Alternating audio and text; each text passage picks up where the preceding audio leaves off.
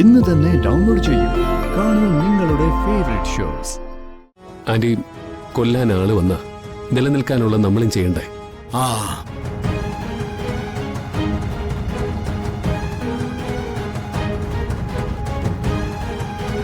അതിനി ആര് വന്നാലും ഇനി അതിൽ ഒരു വിട്ടുവീഴ്ചയില്ല. അല്ലെങ്കിൽ തന്നെ ഓലപ്പാമ്പ് കാണിച്ച് പേടിപ്പിച്ചിട്ടുള്ളതല്ലാതെ വേറെന്താ ഈ മഹാൻ ചെയ്തിട്ടുള്ളത്? സംഗതി ശരിയാ, ഒരു കൊലപാതക കേസ് തലയിലുണ്ടായിരുന്നു. അതിപ്പോ കൊന്നതാണോ ആ നഴ്സ് കാല് തെറ്റി വീണ് ചത്തുപോയതാണോ എന്ന് ആർക്കറിയാം? ഓ, ഇതിനൊന്നും ഒരു കുറവുമില്ല. പക്ഷേ ഈ അലർച്ച കൊണ്ട് ഹരിയെയോ നിത്യയോ പേടിപ്പിക്കാനാവില്ല.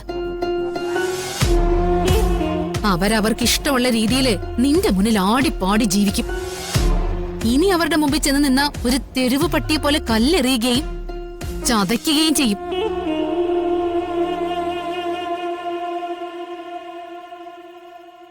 ജയിലിൽ നിന്ന് ഇറങ്ങിയിട്ട് എന്ത് ചെയ്യണമെന്ന് ജീവൻ സംശയിച്ചപ്പോ തന്നെ എനിക്ക് മനസ്സിലായതാ നിങ്ങളുടെ മനസ്സിലെ തീരുമാനം ഉറച്ചതല്ലെന്ന്.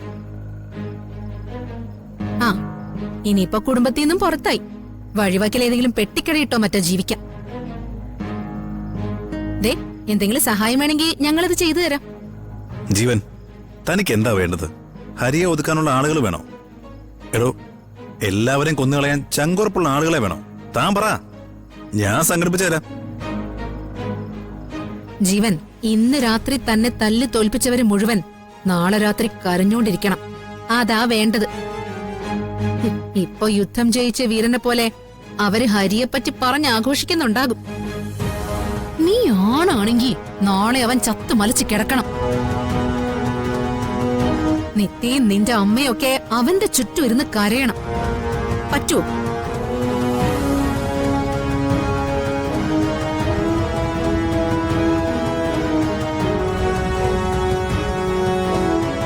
ജീവ, തന്റെ തീരുമാനം എന്താ? ഞാൻ പോവാ. നാട് വിട്ട് പോവായിരിക്കും അല്ലേ? ചെയ്ത സഹായങ്ങൾക്കൊക്കെ നന്ദി. അതെ, ഒന്ന് നിന്നേ. നാണം കെട്ട് ഒളിച്ചോടുകയാണെങ്കിൽ അത് പറഞ്ഞിട്ട് പോണം.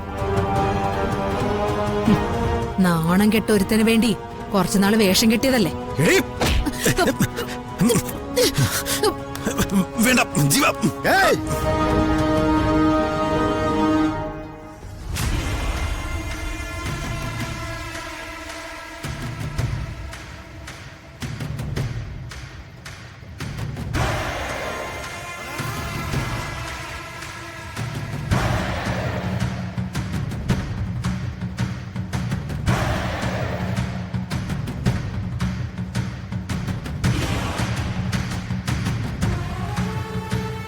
ഒന്നും വേണ്ടായിരുന്നു വിപിനെ. കുറെ കാശും സമയം നമ്മൾ വെറുതെ വേസ്റ്റ് ആക്കി. പോടോ, അവനെ ചുണയുണ്ടെങ്കിലേ അവൻ എന്തെങ്കിലും തിരിച്ചടിക്കട്ടെ.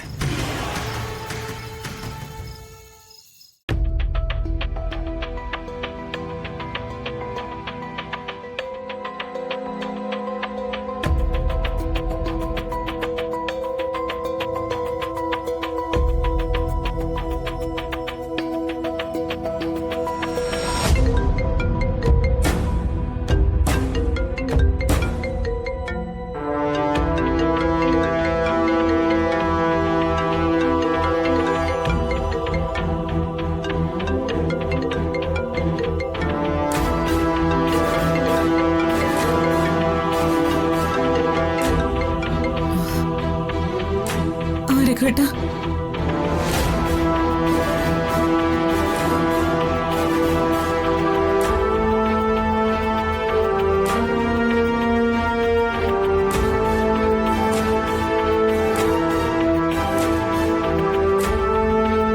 അവനിപ്പോ ഇവിടുന്ന് പോയതേ ഉള്ളൂ. ഞങ്ങള് എല്ലാവരും കൂടി ഇവിടെ ഇങ്ങനെ ഇരിക്കുവോ രഘുവേട്ടാ?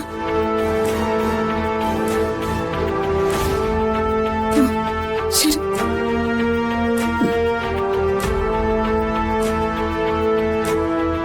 രഘുവേട്ടന് ഹരിയോട് സംസാരിക്കണമെന്ന് പറഞ്ഞു. ഹലോ അങ്ങളെ. ഹരി സൂക്ഷിക്കണം. ഞാനിവിടെ വല്ലാത്തൊരു സിറ്റുവേഷനില്ല. പെട്ടെന്ന് എനിക്ക് തിരിച്ചു വരാൻ പറ്റുമെന്ന് തോന്നുന്നില്ല. കാര്യമൊക്കെ ഞാൻ പിന്നെ പറയാം. ശരി. പിന്നെ ഹരി, അവന്റെ പക അറിയാലോ. എപ്പോ വേണമെങ്കിലും അവൻ തിരിച്ചു വരാം. എന്റെ കുടുംബത്തിന് ഹരി കാവലുണ്ടെന്നുള്ള ഒറ്റ ധൈര്യത്തിലാ ഞാനിവിടെ നിൽക്കുന്നത്. അങ്കിള് ധൈര്യമായിട്ടിരുന്നോ, ഇവിടെ ഒരു പ്രശ്നം ഉണ്ടാവില്ല. എല്ലാം തകർക്കാനായിരിക്കും ഹരി അവന്റെ ശ്രമം. ഞാൻ തുടങ്ങി വെച്ച കാര്യത്തിൽ നിന്നും പിന്നോട്ട് പോകരുത്. നമ്മൾ മാനസികമായി തളർന്നു പോയാലല്ലേ ആക്രമിക്കാൻ വരുന്നവർക്ക് അത് എളുപ്പമാകുകയുള്ളൂ. എന്തുണ്ടെങ്കിലും ഞാൻ വിളിച്ചോളാം അങ്കിളെ. ആ ശരി, എല്ലാവരോടും എന്റെ അന്വേഷണം പറയണം. നന്നായി ശ്രദ്ധിക്കാനും. ആ ശരി. രഘു എത്ര ദൂരെയാ. അദ്ദേഹത്തിന്റെ ഉറക്കവും കളയാനായിട്ട് ഇവന് പറ്റുന്നുണ്ടല്ലോ, അല്ലേ സുജാതെ? സാറ് ജീവൻ അവർ കണ്ടിപ്പാ തിരുമ്പി വരും സാർ. നമ്മക്കിட்ட ഇരുന്ന് ഉദയ വാങ്ങിയിട്ട് അവരടങ്ങി ഇരിക്കാൻ മാട്ടെ. അമ്മേ, നമുക്ക് എങ്ങോട്ടെങ്കിലും പോയാലോ? ജീവൻ നമ്മളെ കാണാത്ത എങ്ങോട്ടെങ്കിലും.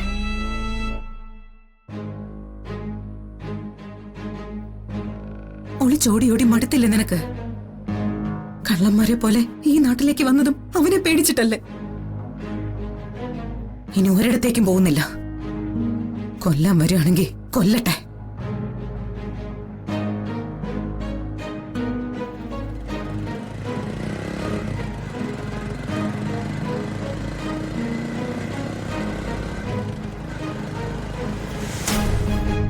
ഹരി, വീണയോടും വിപിനോടും കല്യാണി ഒന്ന് സൂക്ഷിക്കാൻ പറയണം.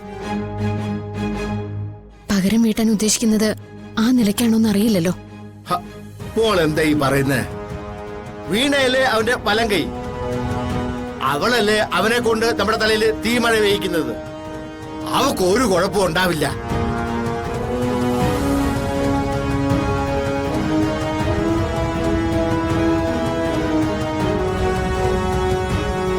ആന്റി, കൊല്ലാൻ ആള് വന്ന നിലനിൽക്കാനുള്ള നമ്മളും ചെയ്യണ്ടേ?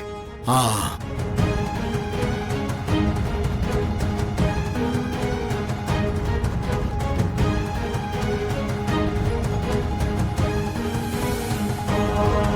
അതിനി ആര് വന്നാലും ഇനി അതിൽ ഒരു വിട്ടുവീഴ്ചയില്ല.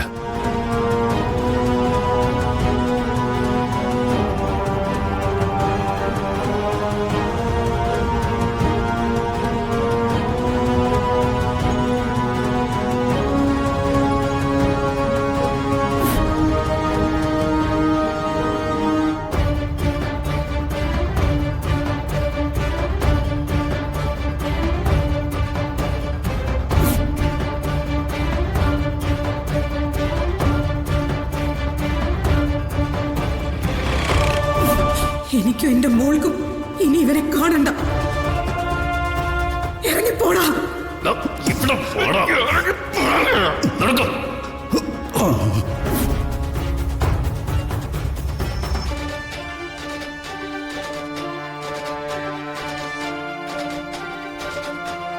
നീ ആണാണെങ്കി നാളെ അവൻ ചത്തു മലച്ച് കിടക്കണം.